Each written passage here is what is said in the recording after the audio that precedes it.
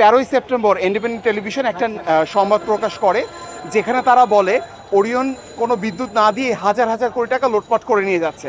তো পরবর্তী দিনে 14ই সেপ্টেম্বর আমরা তাদেরকে অফিসিয়ালি রিজয়েন্ডার দিই, এবং 2011 সাল থেকে আরম্ভ করে আগস্ট 2024 সাল পর্যন্ত আমরা যে জাতীয় গ্রিডে 16.9 বিলিয়ন কিলোওয়াট ঘন্টা বিদ্যুৎ সরবরাহ করেছি তার একটা ডিটেল তথ্য উপাত্ত তাদের কাছে প্রকাশ করি। তাদের যদি আমাদের কথার প্রতি কোনো রকম অনাস্থা থাকতো তাহলে তারা বিদ্যুৎ উন্নয়ন বোর্ডে জিজ্ঞেস করতে পারতো, তারা মিনিস্ট্রি অফ পাওয়ারকে জিজ্ঞেস করতে পারতো আমরা বিদ্যুৎ দেই কি দেই না। কিন্তু তারা এটা না করে 18-19 তারিখে আবারও নতুন মিথ্যা প্রচার করে যাচ্ছে আমরা লোন নিয়ে বিদেশে টাকা পাচার করি। ওরিয়ন গ্রুপের বিদেশে কোনো শিল্প প্রতিষ্ঠান নেই, যা কিছু আছে সব কিছুই বাংলাদেশে দৃশ্যমান। আমাদের বিদ্যুৎ কেন্দ্রগুলো, আমাদের গুলিস্তান যাত্রাবাড়ি ফ্লাইওভার, আমাদের ওষুধ উৎপাদনকারী প্রতিষ্ঠান, আমাদের ফুটওয়্যার এবং আমাদের টি স্টেট, এগুলি যা কিছু আছে ওরিয়নের সব কিছুই বাংলাদেশে দৃশ্যমান। কোনো বেনামে আমাদের কোনো লোন নেই বা মানি লন্ডারিংয়ের কোনো অভিযোগও নেই আমাদের বিরুদ্ধে, কিন্তু তারা এই সমস্ত অসত্য তথ্য রেগুলার প্রকাশ করে যাচ্ছে। এবং আমরা অফিসিয়ালি রিজয়েন্ডার দেওয়ার পরেও, উকিল নোটিশ দেওয়ার পরেও তারা এগুলি থামাচ্ছে না। এই কারণে আমরা বাধ্য হয়েছি আদালতের দ্বারস্থ হতে। আমরা আশা করি আমরা বাংলাদেশের যে বিচারিক প্রক্রিয়া আছে তার মাধ্যমে আমরা জাস্টিস পাবো, এটা আমরা আশা করি। আমাদের এখানে অবস্থান একটু অন্যান্য সাংবাদিক ভাইদের জানানো, ভাই আপনাদের যদি কোনো প্রশ্ন থাকে অবশ্যই আমাদের দরজা সবসময় খোলা, আপনারা আমাদের কাছে আসবেন, জিজ্ঞাসা করবেন, তথ্য যাচাই বাছাই করে সত্যটাকে প্রকাশ করবেন। আমরা অন্যায়ের বিরুদ্ধে নিউজ প্রকাশের বিরুদ্ধে না, আপনারা অবশ্যই অন্যায়ের বিরুদ্ধে নিউজ করবেন কিন্তু মিথ্যা কোনো নিউজ প্রকাশ করবেন না। দুর্নীতির বিরুদ্ধে আপনারা অবশ্যই নিউজ প্রকাশ করবেন, তবে মিথ্যা দুর্নীতির অপবাদ কাউকে দিবেন না। এটাতে বাংলাদেশের 25,000-এর বেশি লোক আমাদের ওরিয়ন গ্রুপের সাথে সরাসরি চাকরিতে সম্পৃক্ত।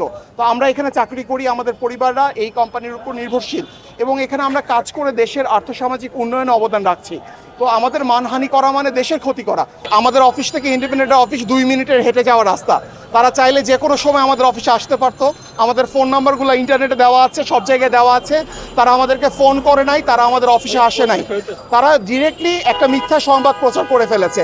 আমরা রিজয়েন্ডার দেওয়ার পরেও তারা 7 দিন সময় পেয়েছে, এর মাঝখানে তারা কখনো আমাদের অফিসে আসে নাই বা রিজয়েন্ডারে যে যোগাযোগের ঠিকানা দেওয়া ছিল কোনো যোগাযোগ করে নাই। উকিল নোটিশ দেওয়ার পরে উকিলকেও তারা কোনো উত্তর দেয় নাই।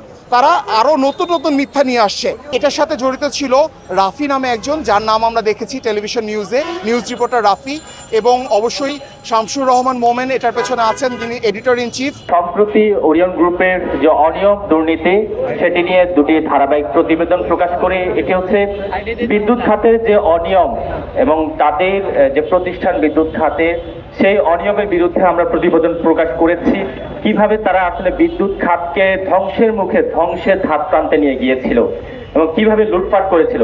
আমরা কিন্তু প্রতিটি তথ্যচিত্র আমরা শুধু যে ভিডিও ধারণের মাধ্যমে প্রকাশ করিনি, একেবারে আমরা ডকুমেন্ট সহকারে প্রকাশ করেছি।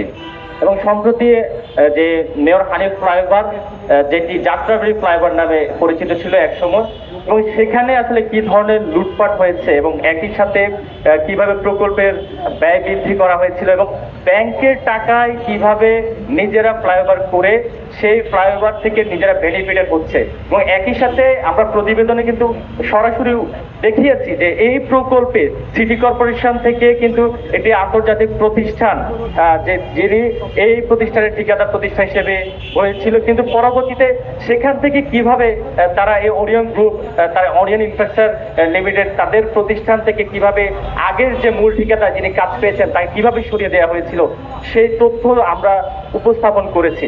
অর্থাৎ একজন বস্তুনিষ্ঠ সংবাদ প্রকাশের ক্ষেত্রে যে ধরনের নিয়মগুলো মানা দরকার প্রত্যেকটা নিয়ম মেনেই আমরা এটি সংবাদ প্রচার করি। এবং আমরা দেখেছি গতকালকে আমাদের দেশ টিভিতে দুটি মামলা করেছে মানহানির, 500 করে দুটি 1000 কোটি টাকার মানহানির মামলা করেছে। সেখানে আসলে খুবই হাস্যকর বিষয় যে উল্লেখ করা হয়েছে যে আমাদেরকে নাকি প্রতিবাদ পাঠিয়েছে এবং একই সাথে উকিল নোটিশ পাঠানো হয়েছে।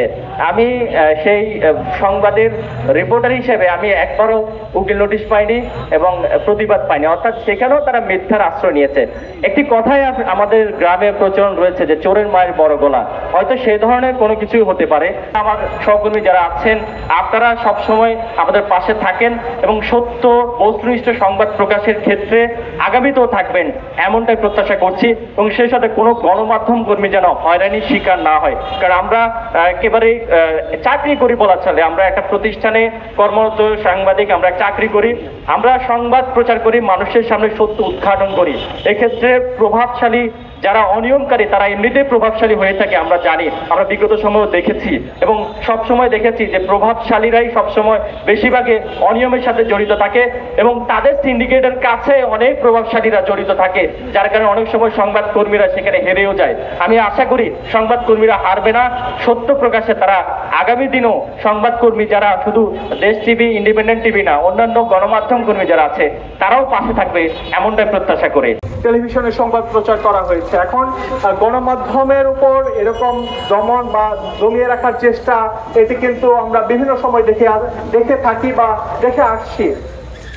এখন কিন্তু সেই ধারাবাহিকতা আমরা দেখছি যে এই একটি সংশ্লিষ্ট গ্রুপের বিরুদ্ধে ফ্লাইওভারে অনিয়ম এবং দুর্নীতি এবং বিদ্যুৎ খাতে অনিয়ম এবং দুর্নীতির নামে যে অভিযোগ করা হয়েছে সেই অভিযোগে কিন্তু প্রতিবেদন করা হয় এবং এরপরে আমরা দেখছি যে তারা তাদের যে আইনি মাধ্যম, সেই আইনি মাধ্যমে গিয়ে মামলা দায়ের করেছে।